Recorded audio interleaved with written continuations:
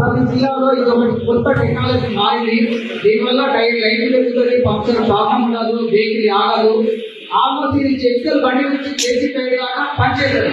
నేను ఈ రాజన్న సిరిసిల్ల జిల్లా వ్యక్తి, నేను తెలంగాణ స్టేట్ ఇన్ఛార్జి. నేను 2 సంవత్సరాలుగా ఈ రాష్ట్రంలో పనిచేస్తున్నాను.